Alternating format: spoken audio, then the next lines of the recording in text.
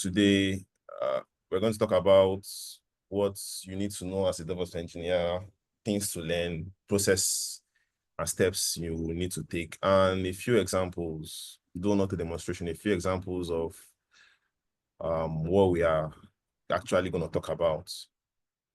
So can I proceed?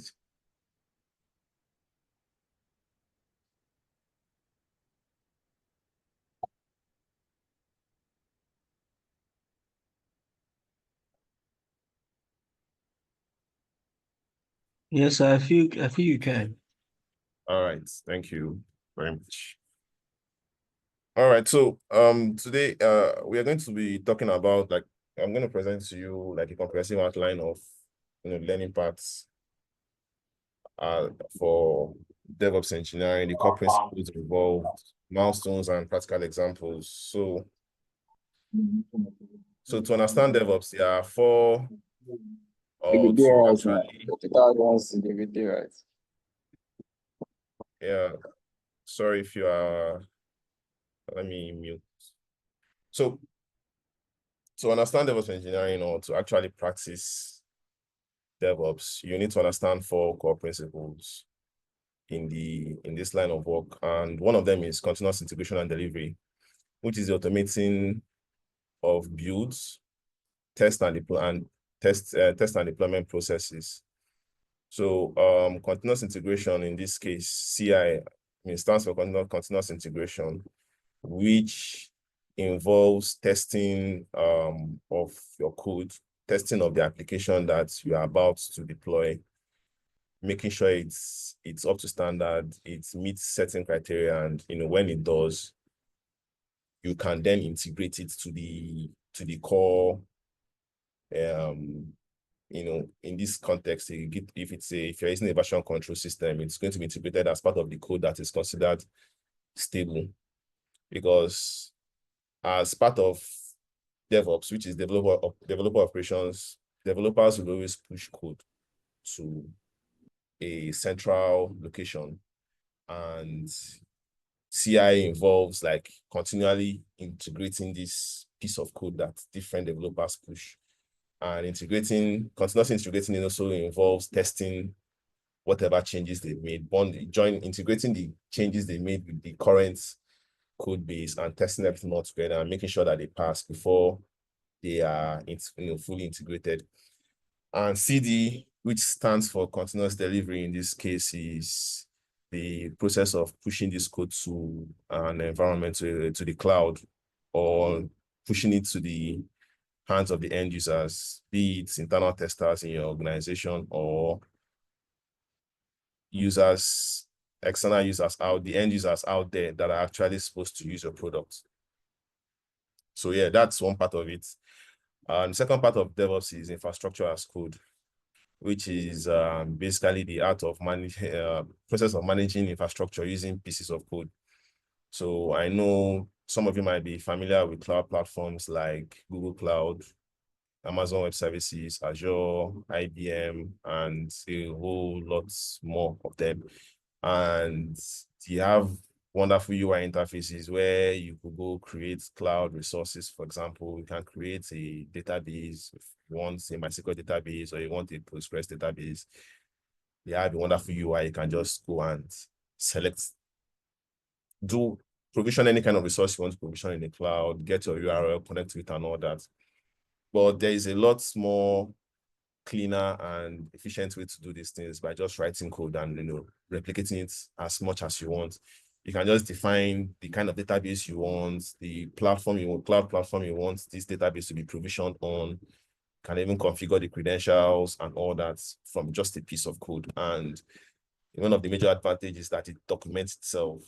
If you are in an organization now and maybe there's a disaster and you need to recreate infrastructure, but some people might not be there 5 years ago when somebody was going through the user interfaces and clicking and opening resources up and down.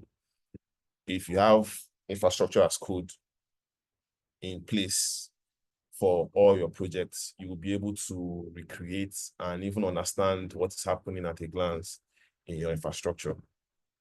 So the third part is configuration management, where even most of the things you provision, the infrastructure provision, however you provision them, they also need to be configured, and you need to automate how this configurations are being made or how they are changed, automate the automation of it all. For example, like I said, database credentials, maybe you have a policy organization where you have to rotate. When I say rotate, it means like changing your password or credentials every month. For example, in case maybe the credentials are leaked and maybe no one is aware, it's actually safe to always change the password at certain intervals, so that even if an attacker has access to, or an unauthorized person has access to your infrastructure, they won't have access to it for a long period of time. So that's just one example of configuration management. It could also involve onboarding of developers onto your infrastructure, where they hope to push code, maybe automating how their workstations are set up, certain tools they will need, authentication, and a couple of things.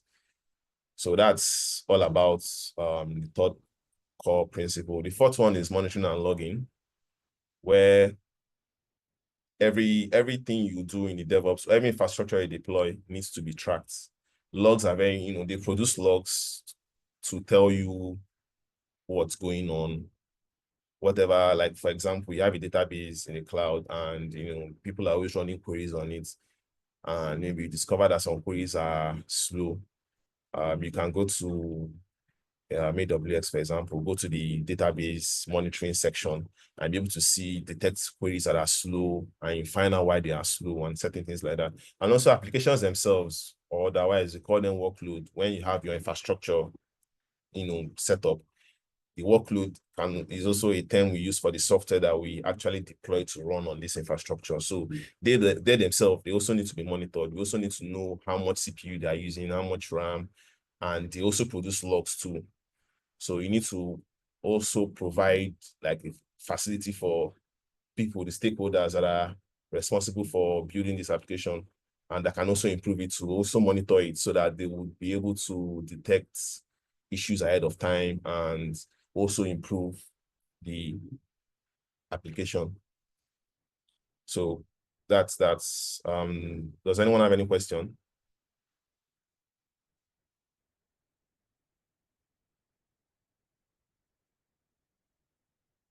Okay, I'll take that as no. So moving into the key milestones in building a DevOps projects. The first step, I mean, there are 5 steps here in a nutshell, but I'll take each and every one of them, in the order they appear in this presentation. So we have the project planning and requirements gathering phase. So as a DevOps engineer, if you are being contacted for a project, so a group of people meet you and I will want to build these,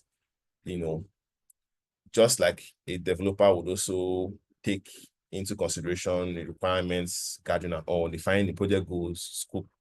You as a DevOps engineer, you also need to define your project goals and scope, and also speak with stakeholders. The stakeholders being the developers, people that you will work directly with, work closely with. So things you may want to gather in this phase are okay, for example, is this project going to be is it going to be made up of multiple backend services, or is it just one service? Is it going to have a database? Is it going to need caching? Do we need a front-end application as well? Then what technologies are you going to be using to build these components for the front end? Are you going to be using Node.js? Are you going to be using Angular, Vue, or whatever, jQuery, for example? Now even for front-end frameworks, you may also ask, what version of Node.js are you going to be using to develop locally? Because it can also influence how you set up. It actually influences how you set up your build pipelines, because you would want your build process to mirror what your stakeholders are using as well.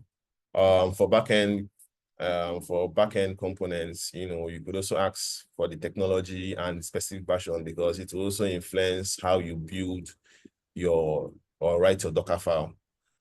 And dependencies, or what's your backend application, what kind of modules or libraries in an operating system, for example, what does your application need? Will it need access to certain libraries like, okay, yeah, front-end applications are like your web applications, like the applications people use. For example, your Facebook can be considered a front-end application. You access them on your web browser. It could also, it's a vague term also used that also covers mobile apps. It's a front-end application because it's at the front, it's front-facing, it's customer-facing. People tend to interact with it, you know, more than your, not all kind of, most products have a front-end that customers interact with. Not the other products or softwares have the interact with customers through APIs. For example, Paystack. Paystack doesn't necessarily have, though they may have some front-end applications, but we all know that the major customers of Paystack in terms of developer world are we developers, and we use the APIs or SDK. That's different, but most applications have a front end, and this then refers to applications that people use. They actually hosted somewhere and are served from somewhere, from an infrastructure that you as a DevOps engineer, you are meant to automate deployment to or provision that infrastructure. So yeah, I believe that answers that question. So you need to find out a lot of things about what you're going to build, different components, the versions, and then it's also important to understand, because step 3 you also need to gather certain things you need in all the steps. So for step 3 now, you may want to find out if there are QA engineers that would write the tests that are meant to test this component, or the developers themselves are going to test it. Because most times, if they are QA engineers, they tend to use third-party testing tools like Cypress or Selenium. I don't know if anyone here is familiar with that, but I'm hoping you are. There are processes where there are ways to set these tools up in a continuous integration pipeline. And in some cases, the devs themselves write these tests, which means they would write the test in the same language or technology that they are using to build their application. All you need to do is just invoke a CLI command to run the tests. And if it exits with a 0 code, the test is successful. Otherwise, it's not. So step 1 is really, really important, because with it, most of the work is already done. You know what you are going to do going forward. So any questions on step 1?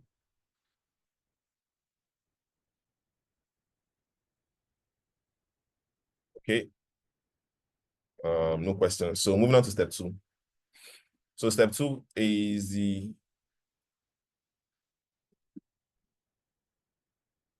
so Sonac, I haven't heard of that. I haven't heard of this particular product. I mean, are you talking of SonarQube? If that's what you mean, yes, it's also part of Q. It's a kind of, so there are different kind of qualities. You have the ones that are related to, your code meeting its requirements, doing what's supposed to do. And then we also have other kind of quality assessment that checks the code itself, like static analysis, vulnerability checks. Is the code written in a secure manner? Is the code written in a kind of style, checking of code style and things like that. So there are many tools out there in the markets.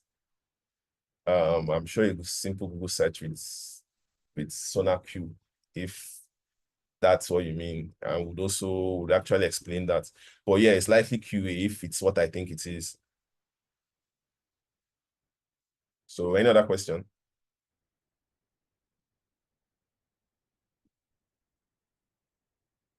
All right, done. So step 2 is to dive into the code development and version control. So like I said, or maybe I haven't said that before, most of your code would have to, it's very important to understand version control. In short, as a DevOps engineer, one of the important things you need to know is Git. You must know Git in and out, because a lot of things you do to actually be effective with your work, you need to know Git, understand Git. breathe it in and breathe it out, because most of your work is going to happen there, because this on the platforms that use Git, like GitHub, for example, is where you would set up your pipelines.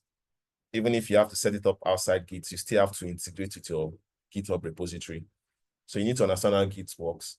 And it's also most especially for one of the features of version control, which gives you the ability to roll back changes. Say, for instance, you deploy the code today and then your infrastructure breaks. Obviously, the code might have passed test, but for some reason, when that code was deployed, it wasn't behaving the way it's supposed to in your environment. Maybe you probably haven't figured it out yet that, for example, this code or this workload needed some resource within your infrastructure. Maybe the code needed access to a cache which hasn't been provisioned, and then it begins to fail. And maybe it's not very obvious at first, because sometimes it happens. We are humans. You might want to quickly roll back to a point in time that this code is still working. So with Git, you can be able to find a way around that before you gradually resolve. But ideally, what I said shouldn't happen. I'm just giving an example. It shouldn't happen if you have your builds, your pipeline set up properly, because if you have a testing or continuous integration pipeline set up properly, it should be able to catch it, because if a new resource is required, it will already fail. It will fail in your testing, where you are testing the code, because it won't be able to find the infrastructure it needs there. So code deployments. So the thing is, after gathering your what you need in step one, maybe you know the number of backend applications and frontend applications that have to be built. You would have to create GitHub repository for each of them. Or if for some reason your organization wants you to use a monorepo format, one repository can house all, but it's not, I wouldn't advise that. But yes, you would have to set up GitHub repositories for each of the components that needs to be built. You are also going to give the necessary stakeholders access to these GitHub repositories so that they can push code to it. And you would also now, that's where step 3 now comes in. You would have to set up continuous integration and automated testing. So when using GitHub and when using Git and cloud and version control platforms, certain things happen as people push their code to these platforms, like GitHub, for example. You can set up workflows to run whenever a code is pushed. You can also set up a workflow to run when someone opens a merge request. You can ask your questions after I'm done with step 3, in case you are hearing terms you haven't heard before. So a lot of things happen as people are working with the GitHub repository, and you may want to trigger certain processes to run. That's where continuous integration comes in. So you have to set up your pipelines in your GitHub repository to test the code that has been pushed to it, make sure that they are working, they are not breaking anything, and then integrate it. So that's on step 3. Does anyone have any question?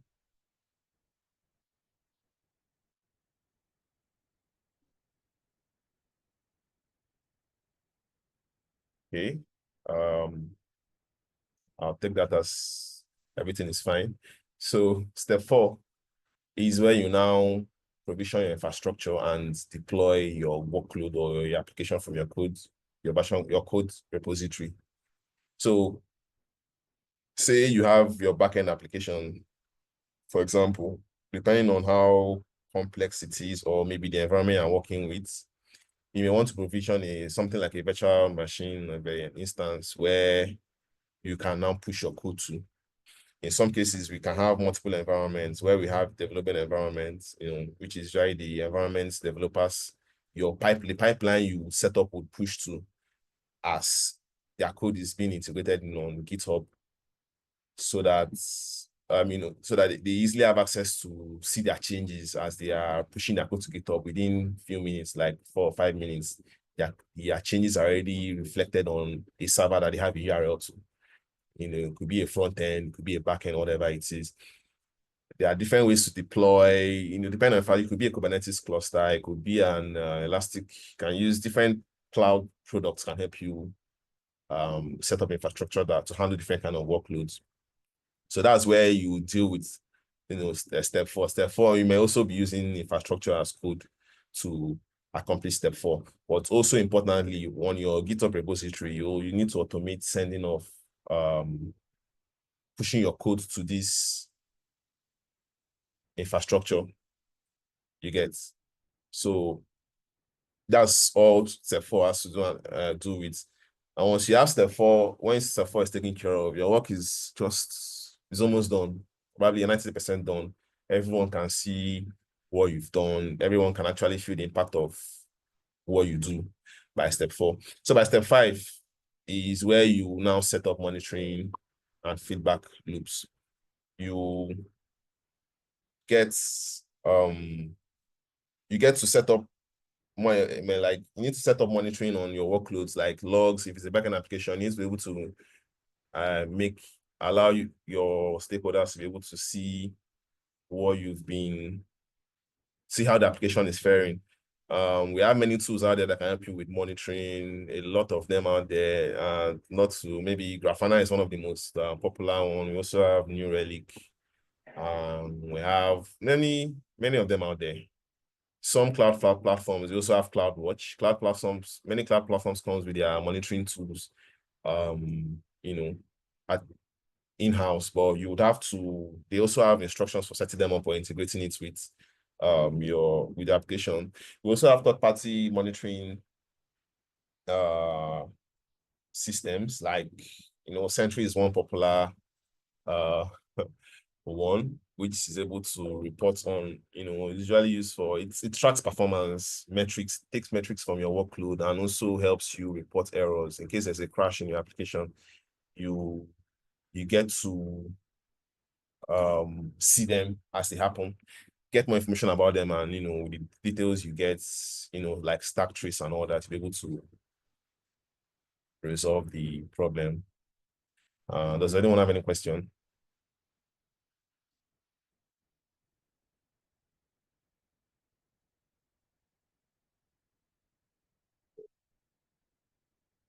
Guessing no.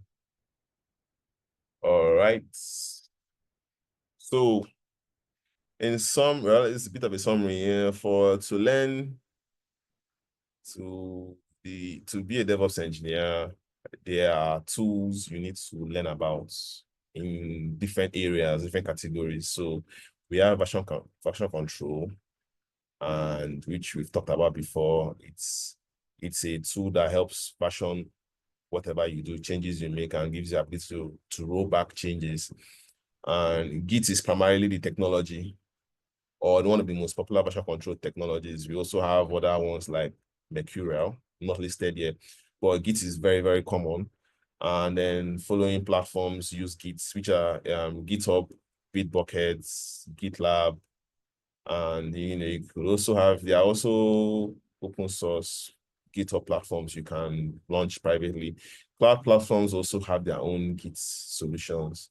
You can have Azure DevOps for Azure, Code Commit for AWS, and even Google Cloud Platform has theirs. So yeah, things to learn about. It's important to know Git in particular. Know GitHub since it's more popular, but you can also be familiar with the rest. But it's really important to know Git. So when it comes to continuous integration and continuous delivery, we have platforms like Jenkins, Circle CI, or Travis CI, and much more. We have CodeMagic. But no, GitHub is not the same as GitLab. They are different platforms, but like different companies, different products, but they do the same thing in their own different way. Some organizations can use GitHub to boost their code, while some use GitLab. Certain things may influence that decision, which may like pricing. It costs about $4 a month per user on on GitHub. I'm not really familiar with GitLab's pricing. I think you can, some of the things GitHub would have to charge you for, some of it are free on GitLab. So it's just like Apple, just like Facebook and Twitter. That's what GitHub and GitLab is, the same thing, just different brands. So yeah. So for CI/CD, well, besides these platforms, because GitHub is also very popular, GitHub has their own CI/CD solution as well called GitHub Actions. So it's also important to really dig deep into using GitHub Actions. Most of the thing is the knowledge you learn, how GitHub Actions is structured is definitely, the knowledge you gain from learning it is transferable to other platforms like Circle CI and Travis CI. Jenkins is like very old and it's open source. It's one of the older CI platforms. To use Jenkins very well, you need to be really good with Bash. You also use Bash in GitHub Actions and the rest, but Jenkins is a bit, it's one of the grandfathers of CI. It's one of the guys that were there during the beginning. So yeah, CI, that's all for CI/CD. For containerization, we have Docker, Podman, Kubernetes, and much more. For containerization, I believe, well, in case any of you are new to containerization, it's a concept where it's like, if you are familiar with virtualization, those days when we want to, maybe if you are using a Mac and you want to play a game that only runs on Windows, and you don't have a gaming PC, you want to run, let's say, FIFA, you want to run Steam and FIFA on a Mac, you could actually create a virtual OS on your Mac, and just as an example, install Windows on this virtual machine and then install your game inside it. So in this case, it's a way to create like an isolated another computer entirely, but virtual, right? It's not really the same as creating a virtual machine, but instead it's like creating a process that is isolated such that the software running in that process is unable to see other software running in the host machine, because to the software's own point of view or knowledge, it thinks it is in its own, it thinks it's alone in that whole system. It has access to the home directory, documents, download and all that, but like its own, not the host machine's own. And this thing, creating them as processes is what containerization is. It's at a process level. So you can also research, these keywords in case you've not heard about it. But containerization happens a lot in DevOps, because one of the advantages when we build applications, they tend to depend on a lot of things.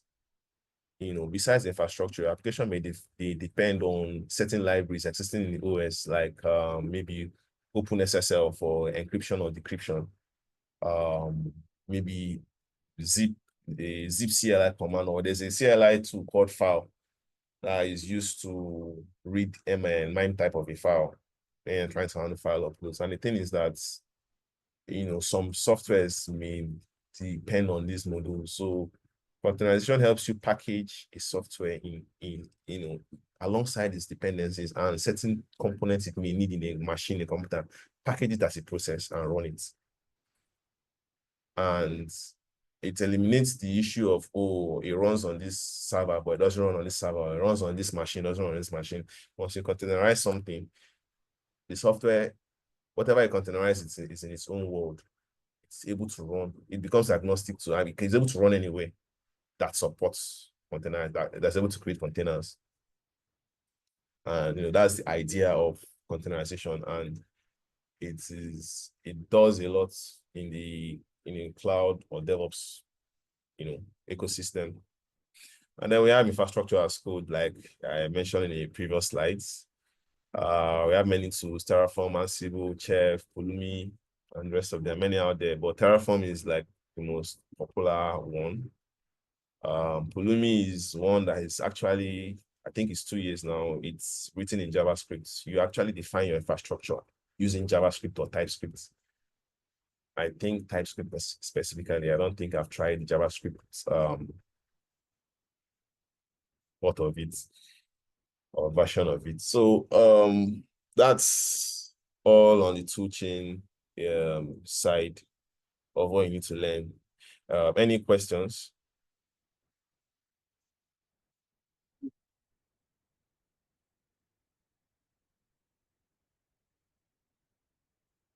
So no question.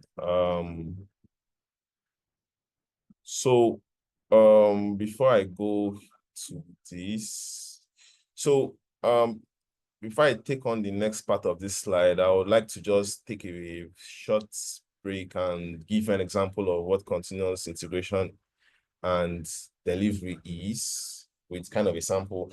And there's not enough time to demonstrate, but I have a project I can just show you a piece of code on how it works. So for example, this is a piece of code. It's a monolithic backend and it's on, okay, hold on. I have to reshare my screen.